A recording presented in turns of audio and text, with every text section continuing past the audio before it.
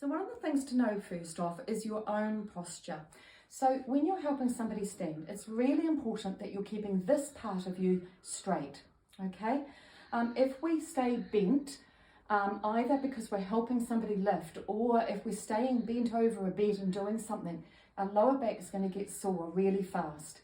So it's much better to either raise or lower the surface that you're working at, and then use a chair to sit on so that you can be at the right height. In long term, your back's going to thank you for it.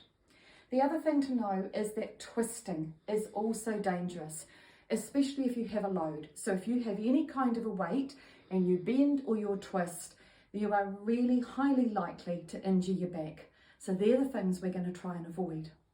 Some of the things that we can do to help ourselves is using a lunge movement. So you might have your legs quite wide apart and you can lunge from side to side to help somebody. Or you might put your feet forward and backward and do a lunge that way. So you can help somebody stand and using your legs. This uses the big muscles through our thighs and our buttocks and is much stronger than our lower back. You're going to see how to use those lunges very shortly. Now we're going to look at one of the ways that you can easily help move somebody around the bed. Now this is a piece of equipment called a slippery Sam. They do go by 6 different names and they can look in different ways. The ones we use here are a simple loop of really slippery fabric. Sometimes they come in 2 separate pieces, but they're going to work the same way of one piece of fabric sliding on the other. If you don't have one of these, a shower curtain is a really simple, easy alternative. Just do cut the rings off the top so that they're not going to dig in. And check that it's a kind of fabric that does slip. Some shower curtains stick together, not so helpful. All right, so ideally, if you're caring for somebody in bed, you would like the bed to be at about hip height. This means that you're able to work and help somebody without being in that bent position. If you're having somebody at home in a normal bed at home and the bed's not quite that high, consider putting blocks under the feet to raise the bed up if the person's not getting out of bed, and that keeps it safer for you. Otherwise, what you might do is if the bed's quite low, consider doing things seated so that you again are at a better height. So we're going to show you how to put the slippery Sam in, how to use it to move Sally up the bed, how to help her turn over with it, and then how to take it out. And Jean is going to help me.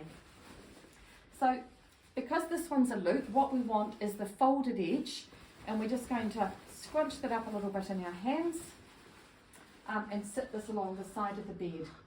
We want the slippery Sam to be running from somebody's shoulders to their hips. They're the main parts of the body we want to be on top of the slippery Sam. To get it underneath, we're just going to kind of wriggle it through. But first off, we're going to get Sally to roll over a little bit. So if you can put your hand over that way, Sally, and bend that knee up. She doesn't have to roll a long way, but just coming over a little bit means I can push this through. Now, in those little hollows there, in the small of her back and under her neck. Keeping enough out on this side to grab. That's great. Come back onto your back now, Sally, and that leg down.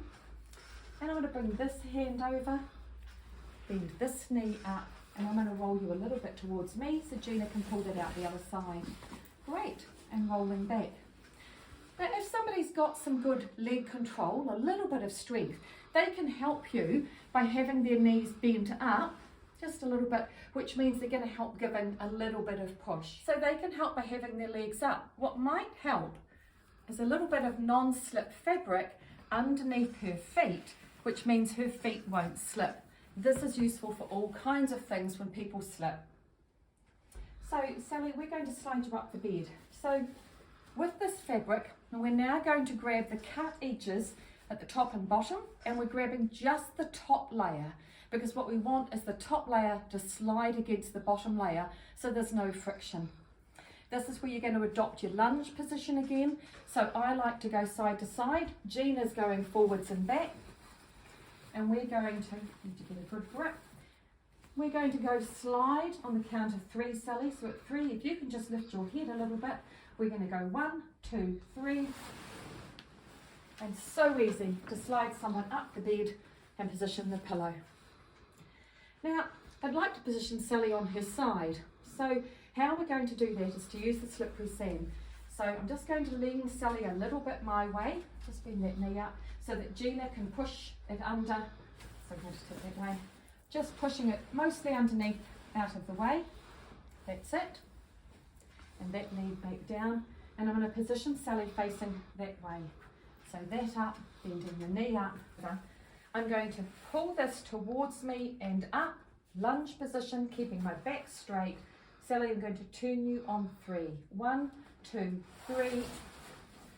And you can see it's starting to come out, but it's tipped Sally really easily. Now, to remove it, I pull on that bottom layer and it pulls out on itself. So there's no dragging on Sally or on her clothes, and I can easily now tuck some pillows in to keep her in position on her side.